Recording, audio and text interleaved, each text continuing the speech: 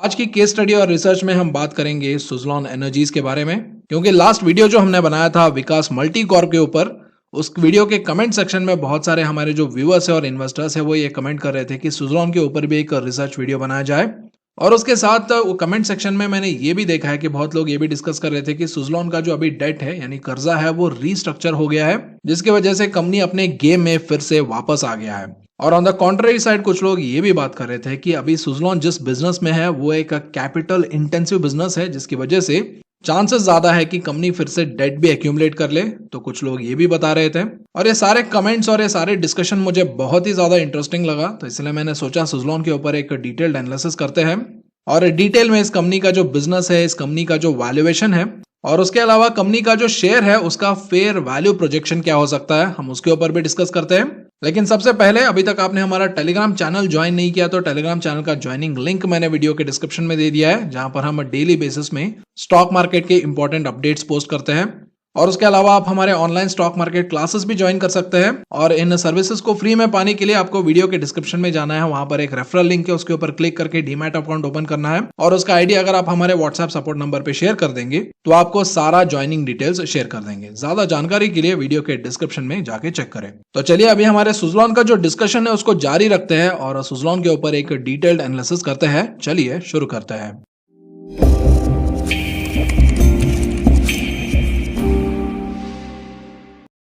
तो डिस्कशन को शुरू करने से पहले मैं आपको कुछ इंपॉर्टेंट पॉइंट्स बता देना चाहता हूं।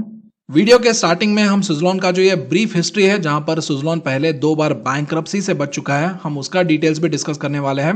और अगर आप इस ब्रीफ हिस्ट्री के बारे में ऑलरेडी जानते हैं तो इस पार्ट को आप स्किप कर सकते हैं, लेकिन वीडियो में जहां से फंडामेंटल एनालिसिस शुरू होता है वहां से ये रेकमेंडेड रहेगा कि आप प्लीज वीडियो को स्किप करके या फॉरवर्ड करके ना देखें, क्योंकि बहुत सारे important facts and figures miss हो सकते हैं, जिससे आपके अंडरस्टैंडिंग में एक बहुत बड़ा गैप आ सकता है।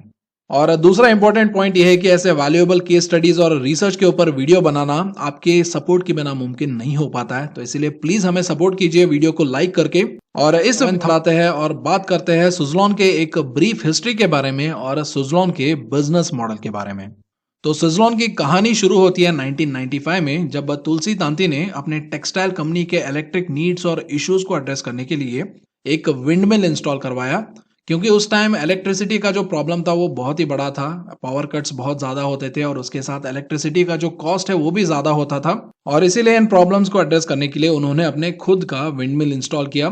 लेकिन ये जो विंड पावर का जो सेक्टर है ये उनको बहुत ही ज्यादा इंटरेस्टिंग लगा और उसके साथ साथ उन्होंने इसमें एक बहुत बड़ा बिजनेस अपॉर्चुनिटी भी देखा और उन एम्बिशंस को अचीव करने के लिए उन्होंने सुजलॉन का स्थापना किया।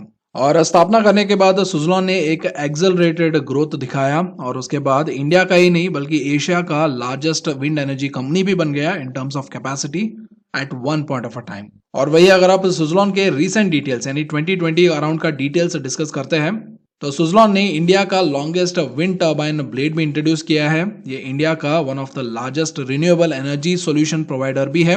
और यहाँ पर मैं स्पेसिफिकली सॉल्यूशन प्रोवाइडर इसीलिए बता रहा हूँ क्योंकि सुजलॉन जो है वो wind energy end to end solution provider है, यानी कंपनी है जो विंड एनर्जी के सॉल्यूशंस है उनको डिजाइन भी करता है, मैन्युफैक्चरिंग भी करता है, और मैन्युफैक्चर करने के बाद ये जो लॉजिस्टिक्स एंड ट्रांसपोर्ट होता है, यानी आपको पता होगा ये जो विंड टर्बाइंस होते हैं या विंड ब्लेड्स होते हैं उनका साइज बहुत ही बड़ा होता है और उनको इंस्टॉलेशन लोकेशन पे पहुंचाने के लिए लॉजिस्टिक्स और ट्रांसपोर्टेशन की जरूरत पड़ती है। वो अपने आप में एक बड़ा बिजनेस है और उस बिजनेस को भी सुजलॉन संभालता है।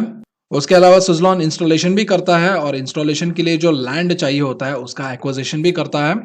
और फाइनली जब विंड मिल इंस्टॉल हो जाता है या विंड टर्बाइन इंस्टॉल हो जाता है उसके बाद इस विंड टर्बाइन को ऑपरेशनल रखने के लिए जो मैनेजमेंट और मेंटेनेंस की जरूरत पड़ती है वो भी सुजलॉन ही करता है। तो ये कंपनी एक तरीके का विंड एनर्जी में end to end solution provider है, मतलब ए टू जेड ये कंपनी खुद ही करता है। और इसके अलावा इस कंपनी का जो प्रेजेंस है वो अक्रॉस 16 कंट्रीज में है, जो कि अराउंड 6 कॉन्टिनेंट्स में डिस्ट्रीब्यूटेड है। और कंपनी के पास अराउंड 18.8 गीगावाट्स का फ्लीट है, जिसमें अराउंड 12,000 विंड टर्बाइन जनरेटर्स जो होते हैं वो ये सुजलॉन खुद ऑपरेट और मेंटेन करता है। और इसके अलावा सुजलॉन के पास अराउंड 1,800 प्लस कस्टमर बेस भी है जिनको ये अपने प्रोडक्ट्स एंड सर्विसेज बेचता है। और इनिशियल टाइम पे मतलब जब सुज़लॉन की स्थापना हुई थी तो उस टाइम इस कंपनी में एक एक्सेलरेटेड ग्रोथ क्यों देखने को मिला था? अगर आप वो सवाल पूछेंगे तो उसका जवाब है इसका यूनिक बिजनेस मॉडल। क्योंकि ये जो विंड एनर्जी का बिजनेस है उसमें इंस्टॉलेशन कॉस्ट बहुत ही ज्यादा रहता है, मतलब अपफ्रंट आपको बहुत ज्यादा पैसे स्पेंड करना होता है। लेकिन सुज़लॉन के पास जो क्लाइंट्स एंड कस्टमर्स आते थे उनके पास इतना ज्यादा अपफ्रंट कैपिटल या मतलब कॉस्ट नहीं होता था, या थोड़ा हेजिटेंट होते थे इतने कॉस्ट को अपनी जेब से अपफ्रंट देने के लिए। और इसी इशू को सुज़लॉन ने एड्रेस किया और वो एक यूनिक बिजनेस मॉडल के साथ अपने क्लाइंट्स के पास गए, जहां पर उन्होंने अपने क्लाइंट से बोला कि आप बस 25% का अपफ्रंट कैपिटल दे दो और बाकी का जो 75% ऑफ द कैपिटल जो चाहिए होता है वो हम आपको लोन के रूप में हम खुद अरेंज करवा के दे देंगे। तो क्लाइंट्स तो बहुत खुश हो गए। तो यहाँ पर 25% अपफ्रंट कैपिटल मतलब उनका जो इन्वेस्टमेंट है इनिशियली वो बहुत ही ज्यादा कम हो गया था। लेकिन इनिशियली बैंक्स थोड़े हेजिटेंट थे, लेकिन धीरे धीरे जब उन्होंने सुज़लॉन का काम देखा और जिनको भी बाकी बैंक्स ने लोन दिया था उसकी रिकवरी देखी, तो उसके बाद 2008 आते आते बहुत सारे इंडियन बैंक्स ने सुज़लॉन के क्लाइंट्स को लोन्स देना शुरू कर दिया for installation of wind energy capacities. और यही वो कारण था जिसकी वजह से सुज़लॉन इतनी तेजी से बढ़ा था और ये एशिया का नंबर 1 कंपनी भी बन गया था इन टर्म्स ऑफ कैपेसिटी।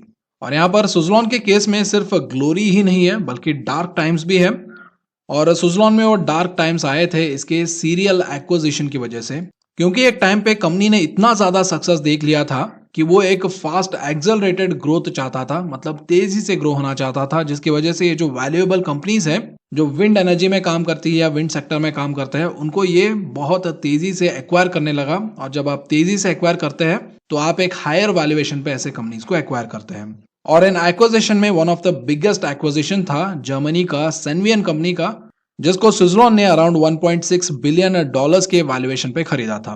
और ऐसे अंधाधुन एक्विजिशन की वजह से कंपनी में सीरियस फाइनेंशियल क्राइसिस और डेट बर्डन आ गया, जिसकी वजह से 2019 में कंपनी ने एक और अपनी सब्सिडरी कंपनी हैंसन में अराउंड 35% का स्टेक सेल किया, जिससे उन्होंने अराउंड 370 मिलियन डॉलर्स का फंड रेज किया था, जो कि उनके डेट रिस्ट्रक्चरिंग प्रोग्राम का एक हिस्सा था। और इसी से 2019 में कंपनी में सबसे पहला डेट रिस्ट्रक्चरिंग प्रोग्राम देखने को मिला था। और ये डेट रिस्ट्रक्चरिंग प्रोग्राम होने के बाद कंपनी का डेट कम हुआ, कंपनी का इंटरेस्ट बर्डन कम हुआ, जिसके चलते 2011 में सुज़लॉन जो है वो फिर से प्रॉफिटेबल हो गया और फिर से अच्छे खासे प्रॉफिट्स भी दिखाने लगा।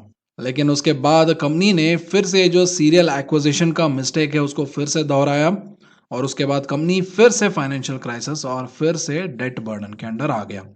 और 2013 में तो ये इतना ज्यादा सीवियर हो गया था कि कंपनी अपने डेट को सर्विस नहीं कर पा रहा था, मतलब कंपनी ना डेट का इंटरेस्ट पे कर पा रहा था और कंपनी के पास इतने एसेट्स और फंड्स भी नहीं थे जिसको बेच के कंपनी डेट को क्लियर भी कर पाए। और उसके अलावा कंपनी ने सीरियस लिक्विडिटी क्रंच आ गया था। और जब भी लिक्विडिटी क्रंच आता है तो कंपनी के ऑपरेशंस खतरे में आ जाते हैं, क्योंकि कंपनी के जो डे टू डे एक्टिविटीज होते हैं उसको चलाने के लिए कंपनी में अच्छा खासा लिक्विड कैश की जरूरत होती है। और सुज़लॉन जैसे बिजनेस में जहां पर कैपिटल बहुत ही ज्यादा लगता है, ऐसे बिजनेस में अगर अच्छा खासा लिक्विडिटी नहीं होता है या लिक्विडिटी क्रंच आते हैं तो इसके काम पूरी तरीके से रुक जाएंगे। और किसी भी बिजनेस का काम रुक गया तो उसके बाद revenue loss, profit loss and then it is game over. तो ऐसे केस में लेंडर्स ने और सुज़लॉन ने एक मीटिंग किया और वहां पर उन्होंने डिस्कस किया कि सुज़लॉन का जो अराउंड 9,500 करोड़ का लोन है उसको ये फिर से रिस्ट्रक्चर करेंगे। And this was the second time Suzlon was restructuring its debt. और ये रीस्ट्रक्चरिंग जो है डेट को एड्रेस करने के लिए काफी नहीं था और इसीलिए इन्होंने ये जो जर्मनी का कंपनी सेनवियन को एक्वायर किया था 1.6 बिलियन डॉलर्स के लिए, उस कंपनी को अभी सुज़लॉन को बेचना पड़ा फॉर 7,200 करोड़। और ये कंपनी बेचने के बाद भी कंपनी का जो लिक्विडिटी इशू था उसको भी एड्रेस किया जाना था और इसीलिए वो इन्वेस्टर्स को ढूंढने लगे जो कंपनी में कैपिटल इन्फ्यूजन करे। और ऐसे टाइम पे निकल के आए Dilip Sanghvi family and associates, जो कि सन फार्मा के फाउंडर है। उन्होंने सुज़लॉन में अराउंड 23% का स्टेक खरीदा और अराउंड 1,800 करोड़ का कैपिटल इन्फ्यूजन किया, जिसकी वजह से कंपनी के जो ऑपरेशन है वो फुल जूम पे फिर से किक स्टार्ट हुए।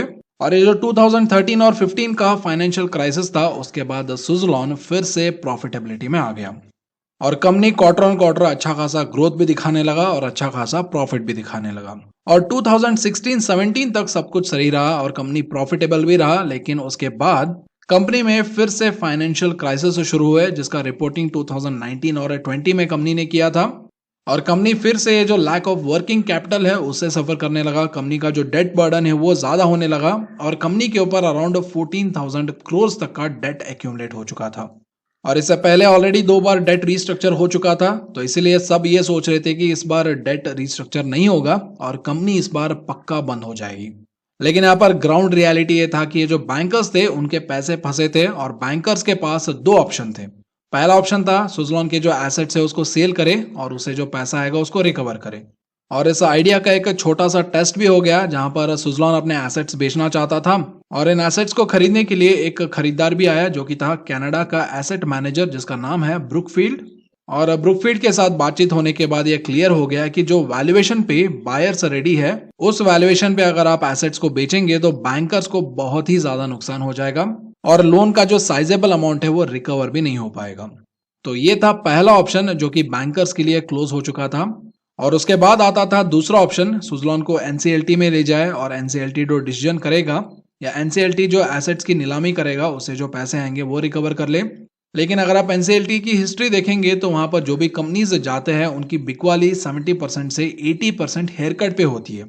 मतलब आपने 10 लाख का लोन दिया तो उसमें रिकवरी के चांसेस कितना होता है, 2 से 3 लाख का, जो ऑलरेडी हमने आलोक इंडस्ट्रीज में देख लिया है, रुचि सोया में, और भी बहुत सारे कंपनीज है, आप लिस्ट उठा के देख लीजिए, आपको पता चल जाएगा कि कितने लोअर वैल्यूएशन पे इन एसेट्स को बेचे गए हैं। और बैंक्स इसके लिए भी तैयार नहीं थे और बैंक्स के लिए पैसे की रिकवरी के सारे तरीके और सारे रास्ते बंद हो चुके थे। और इन कारणों की वजह से सुजलॉन और बैंकर्स ने फिर से बातचीत किया और बैंकर्स ने सुजलॉन को एक और मौका देने का डिसीजन किया और सुजलॉन ने जो डेट रिस्ट्रक्चरिंग प्लान प्रपोज किया था उसको अप्रूव भी कर दिया।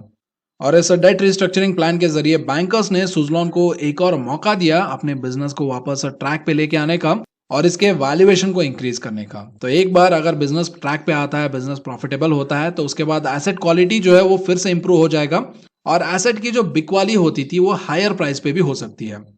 और ये भी चांस था कि क्या पता सुजलॉन ने इस मौके के बाद अच्छे खासे प्रॉफिट भी बनाया और उस प्रॉफिट से ही ये सारे डेट को पूरी तरीके से चुका भी दे।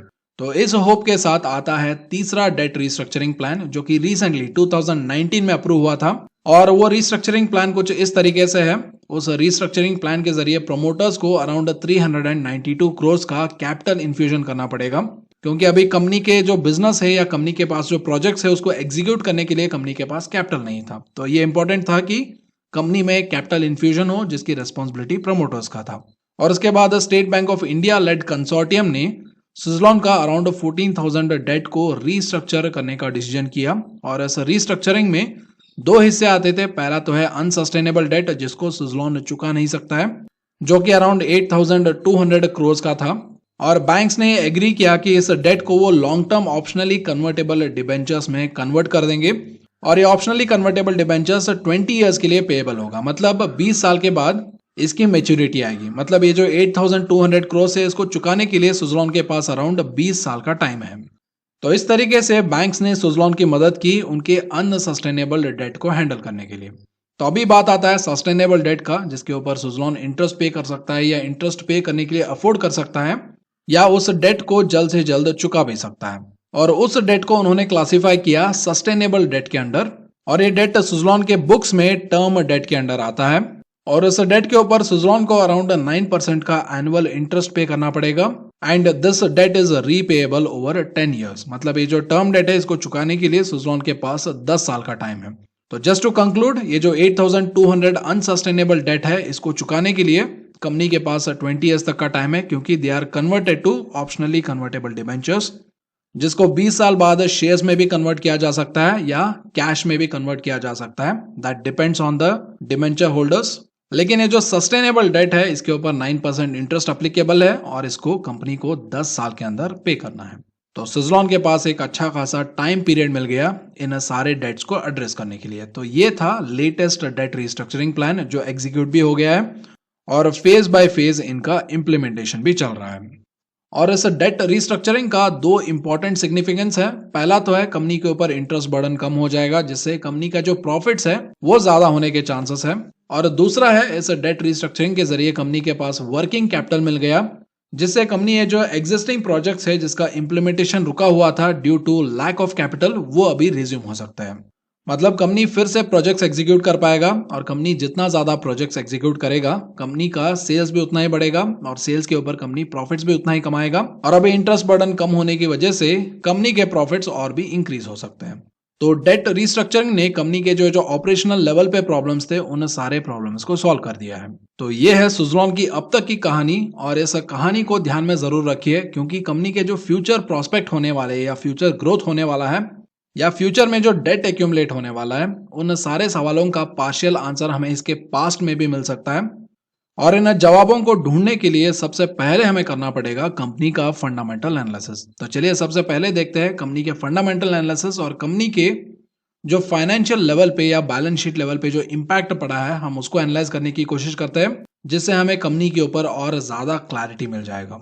तो चलिए सबसे पहले देखते हैं कंपनी का चार्ट। तो मैंने यहाँ पर एक साल का चार्ट लगाया है कंपनी का टिकर टेप में, और इसमें आप देख सकते हैं कंपनी ने एक साल में 193.47% का रिटर्न्स दे दिया है, और इस टाइम फेज में कंपनी ने अराउंड 1.7 रुपीज का लो भी बनाया है और 8.44 रुपीज का हाई भी बनाया है।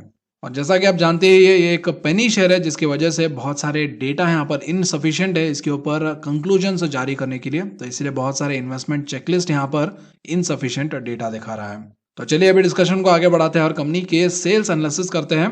तो यहाँ पर कंपनी का जो ओवरऑल सेल्स है उसको अंडरस्टैंड करने के लिए मैंने यहाँ पर एक लॉन्गर पीरियड का डेटा लिया है। तो यहाँ पर मैंने 2014 से लेकर के अभी 2020 तक का डेटा निकाला है, जिससे आपको ये अंदाजा लग जाएगा कि कंपनी का सेल्स जो है वो किस तरीके से बढ़ रहा है या घट रहा है। तो जैसा कि आप देख सकते हैं 2014 में कंपनी का सेल्स अराउंड 20,403 करोड़ था, 2015 में अराउंड 19,000 करोड़, 2016 में ये रेड्यूस होके 9,000 करोड़, और वही 2017 में ये फिर से थोड़ा इंक्रीज होके अराउंड 12,000 करोड़, और 2018 में 8,000, 2019 में 5,000, और 2020 में 2,973, और TTM यानी ट्रेल 12 मंथ्स के लिए ये अराउंड 2,575 करोड़ का सेल्स कर रहा है। यानी 2014 में 20,403 करोड़ का सेल्स करने वाला कंपनी आज की टाइम में मात्र 2,575 करोड़ का सेल्स कर रहा है।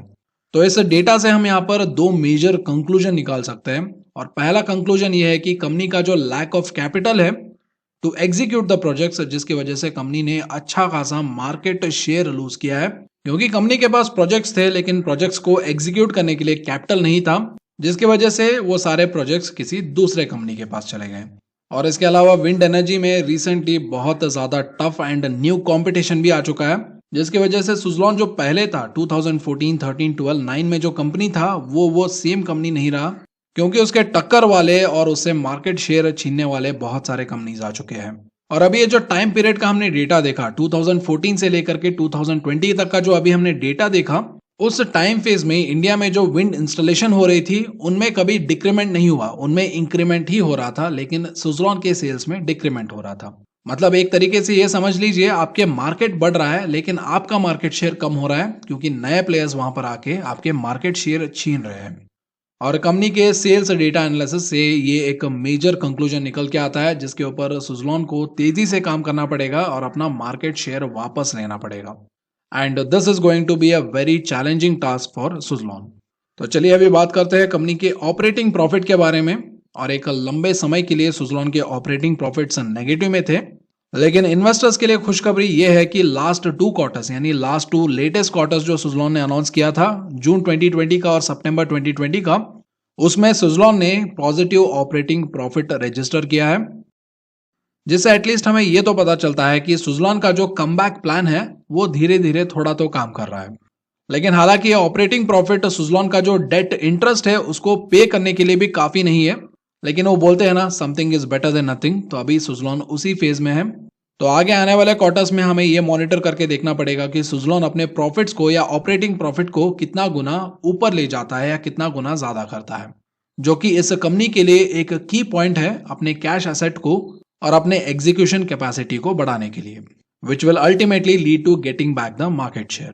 तो चलिए अभी डिस्कस करते हैं सुज़लोन के इंटरेस्ट बर्डन के बारे में। तो यहाँ पर आप देख सकते हैं दिसंबर 2019 में अराउंड 423 करोड़ का इंटरेस्ट बर्डन था कंपनी के ऊपर, लेकिन अभी ये जो रिसेंटली डेट रिस्ट्रक्चरिंग शुरू हुआ है उसके बाद कंपनी का जो इंटरेस्ट बर्डन है वो रेड्यूस हो गया है अप टू 197 करोड़ पर क्वार्टर। उसके अलावा अगर आप क्वार्टरली बेसिस पे कंपनी का नेट प्रॉफिट देखेंगे तो लास्ट 4 क्वार्टर्स में ये जो रीसेंट क्वार्टर था उसमें कंपनी ने अराउंड 676 करोड़ का नेट प्रॉफिट पोस्ट किया था। उसके अलावा बाकी सारे क्वार्टर्स में अभी भी लॉस में चल रहा था। लेकिन यहाँ पर ये जो रिसेंट क्वार्टर है सितंबर 2020 में इसने अराउंड 676 करोड़ का प्रॉफिट रजिस्टर किया है। That was because of a one time other income जिसमें अराउंड 827 करोड़ कंपनी के अंदर आए थे।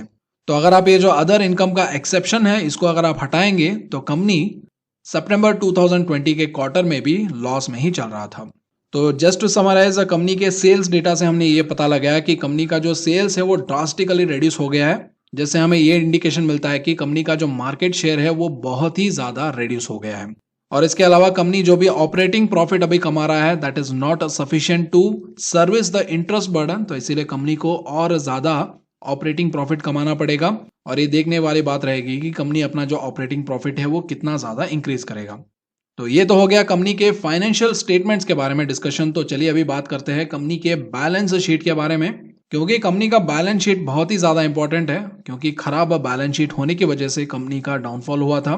तो अभी ये रिस्ट्रक्चरिंग के बाद ये बैलेंस शीट कितना इंप्रूव हुआ है, इसमें क्या क्या फैक्टर्स चेंज हुए हैं उसके ऊपर भी एक नजर डालते हैं।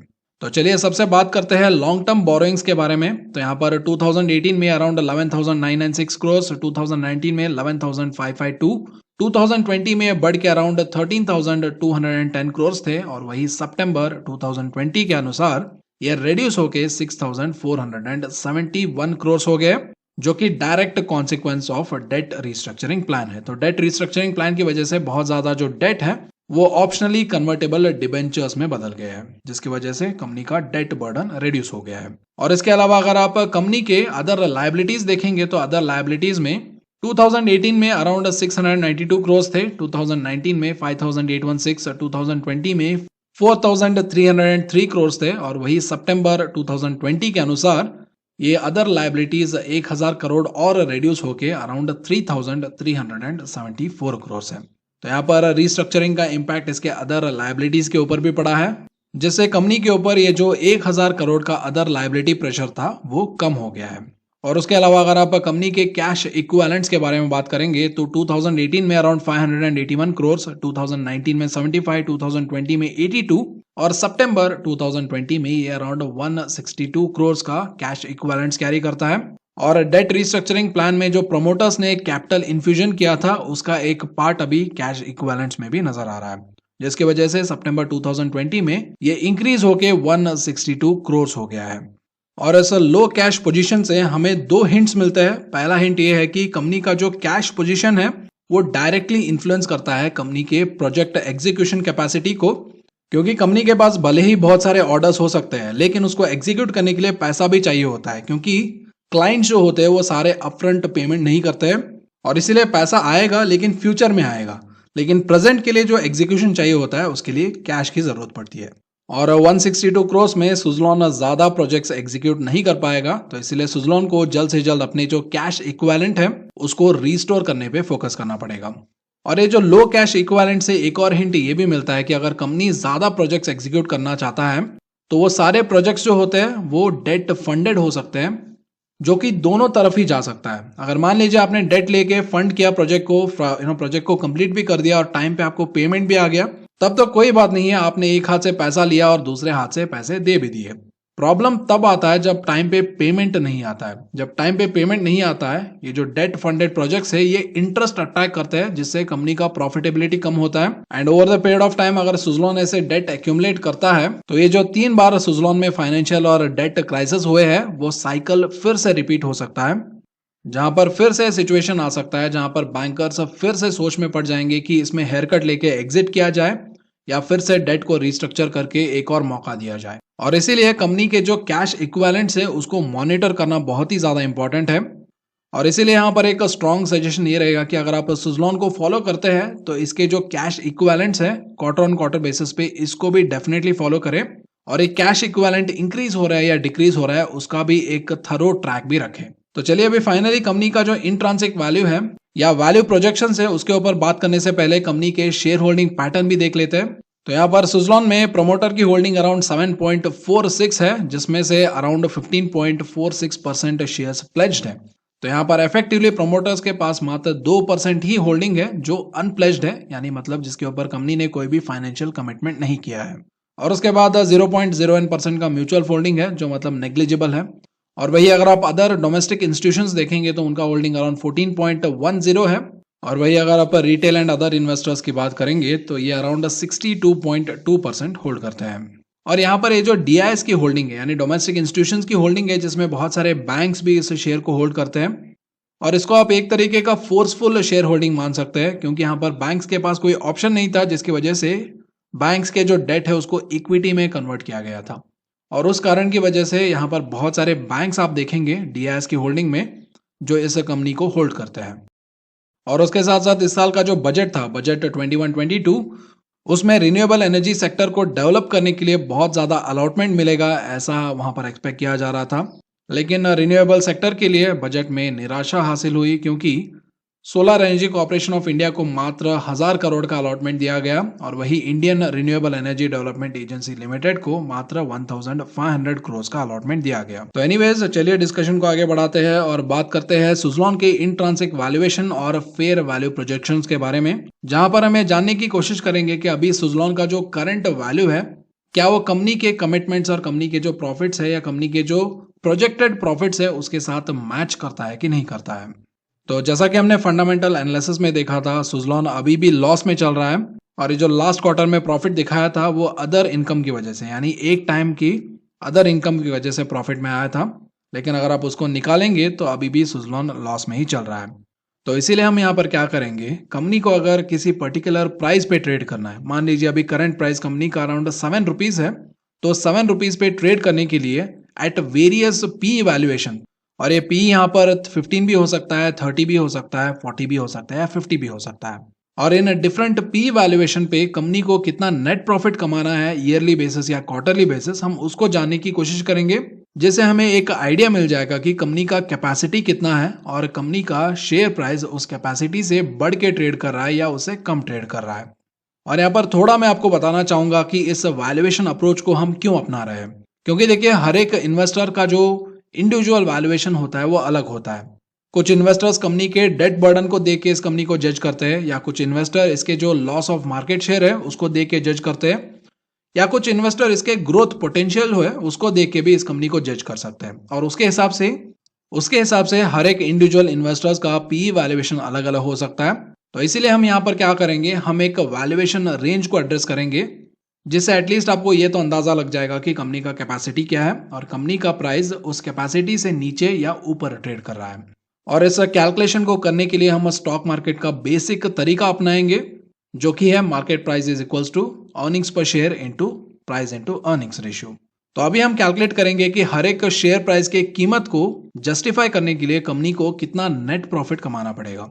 तो सबसे पहले हम देखेंगे कि अगर कंपनी को 7 रुपीज का करंट मार्केट प्राइस सपोर्ट करना है, तो अलग अलग प्राइस टू अर्निंग्स रेशियो पे कंपनी को कितना नेट प्रॉफिट ईयरली बेसिस पे या क्वार्टरली बेसिस पे कमाना पड़ेगा उसको हम देखेंगे। तो अगर कंपनी के शेयर को 7 रुपए के जस्टिफाइबल प्राइस पे ट्रेड करना है या फेयर वैल्यू पे ट्रेड करना है, और कंपनी अगर 15 पी पे ट्रेड करता है, तो इसका अर्निंग्स पर शेयर 0.47 पैसा पर शेयर होना चाहिए। मतलब कंपनी को ईयरली बेसिस पे 390 करोड़ का नेट प्रॉफिट कमाना पड़ेगा, और वही क्वार्टरली बेसिस पे इसको 98 करोड़ का नेट प्रॉफिट कमाना पड़ेगा। और वही 30 पी पे इसको ईयरली बेसिस पे 195 करोड़ का नेट प्रॉफिट कमाना पड़ेगा, और वही क्वार्टरली बेसिस पे 49 करोड़ का नेट प्रॉफिट कमाना पड़ेगा। और वही मान लीजिए सारे इन्वेस्टर्स मिलके इसको भरपूर वैल्यूएशन देते हैं और कंपनी 40 पी पे ट्रेड करता है, तो इसको जस्टिफाई करने के लिए 7 रुपए के मार्केट शेयर पे कंपनी को अराउंड 146 करोड़ का नेट प्रॉफिट कमाना पड़ेगा, या क्वार्टरली बेसिस पे अराउंड 37 करोड़ का प्रॉफिट कमाना पड़ेगा।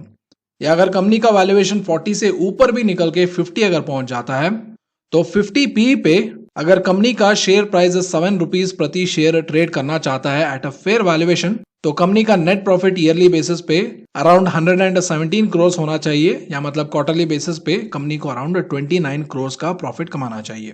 तो ये है इस कंपनी का नेट प्रॉफिट चार्ट, जो कंपनी का शेयर प्राइस जो 7 रुपए का है उसको अलग अलग पी लेवल्स पे जस्टिफाई करता है। तो चलिए अभी एक और एग्जांपल देखते हैं। अगर शेयर प्राइस अगर 15 रुपए पे यानी 15 रुपीज पे ट्रेड करना है, तो इसको अलग अलग पी लेवल्स पे जस्टिफाई करने के लिए जो नेट प्रॉफिट की जरूरत है वो कैसे चेंज होते हैं उसको भी देख लेते हैं। तो अभी अगर शेयर प्राइस 15 पे ट्रेड करना चाहता है या 15 रुपीज पे ट्रेड करना चाहता है, तो at 15 price to earnings ratio अगर कंपनी का शेयर 15 रुपीज पे ट्रेड करना चाहता है तो इसका नेट प्रॉफिट ईयरली बेसिस पे 836 करोड़ होने हैं और वही क्वार्टरली बेसिस पे 209 करोड़ होने हैं। वैसे ही 30 पी पे ये क्वार्टरली बेसिस पे 105 करोड़ कमाना पड़ेगा और वही 40 पी पे क्वार्टरली बेसिस पे कंपनी को 78 करोड़ का नेट प्रॉफिट कमाना पड़ेगा और वही 50 पी पे कंपनी को अराउंड 63 करोड़ का क्वार्टरली प्रॉफिट कमाना पड़ेगा। तो ये है कंपनी का फेयर वैल्यूएशन चार्ट, जिसकी मदद से आप किसी भी प्राइस पे कंपनी को कितना प्रॉफिट कमाना है उसको आप कैलकुलेट कर सकते हैं अलग अलग प्राइस टू अर्निंग्स लेवल पे, जिससे आपको एक अंडरस्टैंडिंग आ जाएगा कि फेयर वैल्यू पे ट्रेड करने के लिए एक्सपेक्टेशन क्या है और कंपनी के पास वो ताकत या वो कैपेबिलिटी है कि नहीं इस एक्सपेक्टेशन को फुलफिल कर पाए। लेकिन मैं आपको ये भी बताना चाहता हूँ, ये जो हमने कैलकुलेशन किया है ये कंपनी के फेयर वैल्यूएशन है। मतलब fair valuation usually long term पे काम करता है, लेकिन शॉर्ट टर्म में बहुत सारे फैक्टर्स होते हैं क्योंकि पेनी शेयर्स में ऑपरेटर्स बहुत ज़्यादा ऑपरेट करते हैं, जिसकी वजह से प्राइस सडनली ऊपर भी जाता है और सडनली नीचे भी आ जाता है।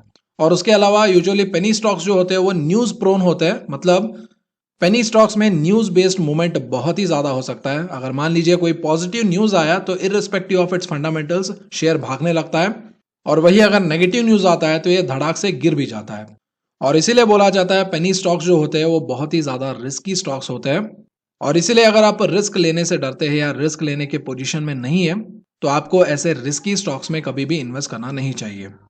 एज एन अल्टरनेटिव अगर आप सेफ इन्वेस्टमेंट्स में इन्वेस्ट करना चाहते हैं तो एक ऑप्शन रहता है आप फंडामेंटली स्ट्रॉन्ग कंपनीज का एक पोर्टफोलियो बनाइए, और पोर्टफोलियो में अगर आप सिप इन्वेस्टमेंट करते हैं तो आपका कैपिटल प्रोटेक्शन भी हो जाएगा और उसके साथ साथ हर महीना आपके सिप इन्वेस्टमेंट से आपका जो बाइंग प्राइस है वो एवरेज भी होता रहेगा। और मैंने स्मॉल केस में कुछ पोर्टफोलियोज भी क्रिएट किया है लॉन्ग टर्म के लिए, और अगर आप इनको चेक करना चाहते हैं तो वीडियो के डिस्क्रिप्शन में मैंने इन स्मॉल केस पोर्टफोलियोज का लिंक भी दे दिया है, तो आप जाके चेक कर सकते हैं कि किस तरीके के कंपनीज को मैंने इन पोर्टफोलियोज में ऐड किया है, जिसको एनालाइज करके आप खुद भी सीख सकते हैं कि पोर्टफोलियोज कैसे बनाते हैं। तो उन पोर्टफोलियोज के लिंक के लिए वीडियो के डिस्क्रिप्शन जाके चेक करें। और फाइनली ये जो सुज़लॉन में रिवाइवल हुआ है उसके बारे में मैं यही कहना चाहूंगा कि अगले आने वाले क्वार्टर्स में कुछ पैरामीटर्स बहुत ही ज्यादा इंपॉर्टेंट रहेंगे जिसको हमें मॉनिटर करना पड़ेगा, जिसमें सबसे पहला होगा कंपनी का कैश लेवल। तो कंपनी कुछ ना कुछ करके इनका जो कैश लेवल है उसको बढ़ाना पड़ेगा कंपनी को। और दूसरा है क्वार्टर ऑन क्वार्टर बेसिस पे कंपनी का जो डेट है वो इधर सेम रहना है या कम होना है। यहाँ पर डेट ज्यादा नहीं होना है। अगर डेट ज्यादा हो रहा है तो ये जो Suzlon already 3 times date restructuring कर चुका है वो सिचुएशन फ्यूचर में फिर से आ सकता है। तो इसीलिए क्वार्टर ऑन क्वार्टर बेसिस पे कंपनी का डेट जो है वो रेगुलर बेसिस पे मॉनिटर कीजिए। और थर्ड पैरामीटर रहेगा इस कंपनी का ऑपरेटिंग प्रॉफिट, जो कि इसके इंटरेस्ट बर्डन से ज्यादा होना है, क्योंकि अगर कंपनी का जो ऑपरेटिंग प्रॉफिट है वो इंटरेस्ट बर्डन को नहीं भर पाएगा तो कंपनी प्रॉफिट में नहीं आ पाएगा। और इसीलिए क्वार्टर ऑन क्वार्टर बेसिस पे कंपनी का जो ऑपरेटिंग प्रॉफिट है वो इंक्रीज होना बहुत ही ज्यादा इंपॉर्टेंट है। और ये डेफिनेटली वॉच करने वाली बात रहेगी कि कंपनी अपने कैश लेवल्स को कैसे बढ़ाएगा, डेट को कैसे कम करेगा और अपने ऑपरेटिंग प्रॉफिट को कैसे इंप्रूव कर पाएगा। और ये तीनों पैरामीटर ही कंपनी के फ्यूचर स्टेबिलिटी को डिसाइड करेंगे। और जैसा मैंने वीडियो के स्टार्टिंग में बताया था, ऐसे क्वालिटी रिसर्च और केस स्टडीज के ऊपर वीडियो बनाते रहने के लिए आपकी कंटिन्यूअस सपोर्ट की जरूरत पड़ती है, और हमें सपोर्ट करने के लिए आपको बस वीडियो को लाइक करना है। और इस वीडियो के लिए हमने स्पेसिफिकली 7000 लाइक्स का टारगेट रखा है। तो इस टारगेट को अचीव करने के लिए प्लीज वीडियो को लाइक करके अपना कॉन्ट्रीब्यूशन डेफिनेटली दे। और ऐसे ही कंटेंट फ्यूचर में भी देखते रहने के लिए ए सिंह चैनल को सब्सक्राइब कीजिए और बेल नोटिफिकेशन को भी दबा दीजिए, ताकि जब भी हम कोई नया वीडियो अपलोड करें तो आपको तुरंत नोटिफिकेशन मिल जाए। तो चलिए आज की रिसर्च और केस स्टडी यहीं पर खत्म करते हैं। मैं आपसे मिलता हूं एक और इन्फॉर्मेटिव वीडियो में, तब तक